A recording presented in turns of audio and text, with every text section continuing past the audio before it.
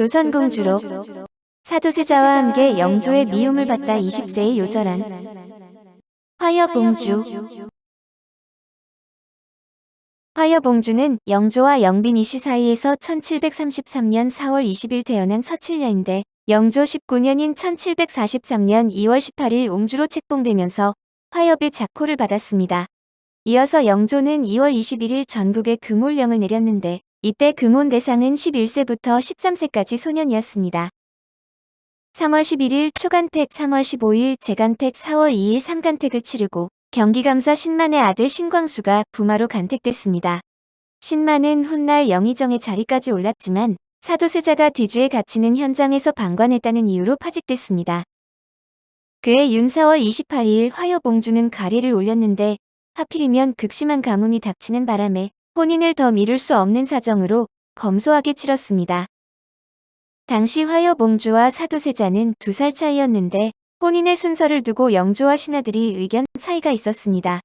영조는 화여봉주가 먼저 태어난 누나라 사도세자보다 먼저 혼인해야 한다고 생각했고 신하들은 장차대를 이을 세자이므로 민간에서처럼 태어난 순서를 따지면 안 된다고 여겼습니다. 영조실록 57권 영조 19년 2월 22일 병호 첫 번째 기사 1743년 청건융 8년 동궁의 가래와 화여봉주의 시집가는 순서를 신하들과 의논하다. 임금이 대신과 비국 당상을 인견하였다. 영의정 김제로 등이 동궁의 가래를 먼저 행할 것을 청하니 임금이 화여봉주가 나이가 많은데도 시집을 가지 않았다 하여 어렵게 여기고 여러 신하들에게 묻기를 도오는 세속에서 꺼리는 바가 아닌가 하였다. 대신이 말하기를 남자와 여자는 서차가 다르고 저희의 등급은 더욱 저른하니 이 때문에 구애될 수는 없습니다 하고 예조판서 오광우는 말하기를 도움과 제호는 세속에서 꺼린다고 합니다만 모두 근거 없는 말입니다. 동궁은 종묘사직의 주인이 될 것인즉 형제간의 차선은 말할 것이 못됩니다. 온 나라의 신민이 모두들 간절히 바라고 있으니 세속에서 꺼림은 구애할 바가 아닙니다. 청컨대 대신의 말을 조차 동궁의 가래를 먼저 행하소서 하니 임금이 말하기를 남자와 여자가 비록 다르고 비창이 비록 중대하기는 하지만 형제간의 차선은 뛰어넘을 수 없다. 조오는 나의 뜻이 아니고 늦어진다 해도 1년 차이일 뿐이다. 기다리는데 무슨 어려움이 있겠는가 하고 화여봉주가 혼인할 날을 먼저 받게 하라고 명하였다. 영조는 세자의 지위는 남들과 다르지만 형제간의 순서는 뛰어넘을 수 없다며 누나인 화여봉주의 혼인 날짜부터 먼저 잡으라고 결정을 한 것입니다. 해경궁 홍씨의 한중록에 따르면 영조는 자신의 자식들을 똑같이 사랑하지 않고 편애하는 아버지였는데 같은 영민이 씨의 소생이지만 화평옹주와 화완옹주는 귀애하고 사도세자와 화여봉주는 미워했습니다. 화여봉주는 1733년생이니 1728년 영조께서 효장세자를 잃고 아들이 태어나기만 기다리시다가 또 딸이 나오니 애달파 그리하셨던지 그 옹주가 용모도 빼어나고 효성도 있어 아름다우시되 부왕 자애를 잊지 못하니라. 그때 영조께서 화여봉주가 아들이 아닌 것이 애달파 심지어 당신이 사랑하시는 화평옹주와는 서로 한 집에도 머물지 못하게 하시니 화평옹주가 홀로 부왕의 자애를 받는 일이 숨은 아픔이 되어 부왕께 마옵소서 여쭈나 아무리 해도 영조께서 듣지 않으시니 할 수 없었느니라. 더욱이 화여봉주로 인하여 그 부마인 신광수까지 사랑을 못 입으니라. 한중로 영조는 장남 효장세자를 잃고 후계자가 될 아들이 태어나기를 오매불망 기다렸는데 내리 4번째로 태어난 딸이었기 때문에 화여봉주를 좋아하지 않았다는 이야기입니다. 그렇다고 바로 다음에 아들로 태어난 사도세자를 사랑한 것도 아니었는데 사도세자가 태어난 후 약 3년 정도만 세자라며 유난을 부렸을 뿐이었습니다. 동병상련 처지였던 세자와 화엽은 서로를 동정하며 각별한 남매 사이를 유지했고 우리 남매는 귀 씻을 준비물이로다라고 한탄하며 서로 웃기도 했다고 합니다. 그렇지만 영조실록과 일성록 등을 보면 한중록에 이런 묘사와 대치되는 기록을 발견할 수 있는데 영조는 화여봉주의 사저에 직접 거둥하기도 하고 화여봉주방에서 외상빚을 모두 갚아주기도 했습니다. 화여봉주의 궁방은 다른 옹주들과 비교해서 그 규모가 결코 적지도 않았는데 이것들을 보면 화평옹주나 화완옹주에 비해 사랑을 덜 준 것은 맞지만 아주 미워한 것도 아니었던 것 같습니다. 화여봉주가 어머니 영빈이 씨를 매우 닮았다는 이야기도 있는데 사랑하는 화평, 화완 두 딸의 어머니이자 명실공히 영조의 평생 가장 사랑받은 후궁 영빈이 씨를 닮은 딸이라면 엄청 미워하기도 어려웠을 것입니다. 남편인 신광수는 사람 됨됨이가 좋지 못해서 영조 37년인 1761년에 관하에서 일하는 서리를 폭행해 영조가 파직을 명한 적도 있고 지나치게 재물을 탐해 문제가 된 적도 있었습니다. 그러나 조선시대의 부마들이 이 정도 문제를 일으키는 건 일상다반사였는데 오히려 화여봉주의 남편 신광수를 제일 미워한 사람은 사도세자였습니다.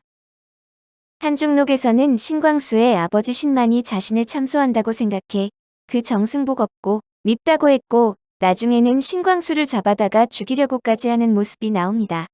한중록에는 사도세자가 뻑하면 신광수를 잡아온다, 죽인다 소리를 달고 살았고 신광수의 관복, 조복, 군복 및 여러 기구와 폐우, 띠까지 가져다 불태우고 박살내 노심초사한 상황이 있습니다. 기품은 침착하고 맑았으며 정성으로 부모를 모시고 시아버지에게도 한결같이 하였다. 어려서부터 장성할 때까지 단박하고도 고요하여 조금도 관여하는 바가 없었으니 마치 듣지 못한 듯이 보지 못한 듯이 한 것이 곧 화협이 성품이었다. 어제 화협봉주묘지. 화여봉주는 20세 젊은 나이에 홍역으로 요절하고 말았는데 이 소식을 들은 영조는 옹주의 집으로 나가려고 했지만 김양로 등이 영조의 몸이 좋지 않은 것을 생각해 만류했습니다.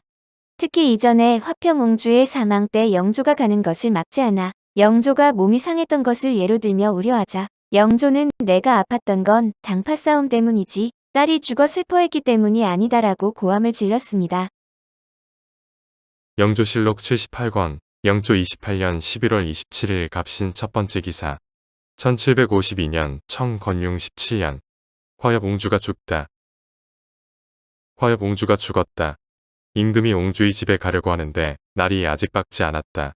승지 이지역 등을 소견하고 귀양간 신사건을 방면하며 화유옹주의 길례를 중지하라고 명하였다.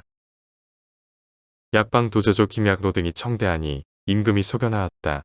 김야노 등이 성체가 좋지 않은 것을 생각하여 잠시 동안 옹주의 집에 간다는 명을 취소할 것을 청하니 임금이 따르지 않았다. 김약노가 말하기를 지난해 화평 옹주의 상이 있었을 때 전하께서 적지 않게 몸에 손상을 입었으므로 신은 지금까지 매우 한스러워하고 있습니다 하니 임금이 큰 소리로 말하기를 내 몸이 손상을 받은 것은 조정 신하들의 당론으로 말미암은 것인데 어찌 딸이 죽어 곡한 것에 연관시키는가 하자 김양로가 속담으로 비위를 맞추며 사과하였다. 임금이 옹주의 집에 들려 날이 저물어 가는데도 어가를 돌리겠다는 명을 내리지 않았다. 그러자 부교리 최재공이 차자를 올리고 내국에서도 궁으로 돌아갈 것을 청하니 임금이 따랐다.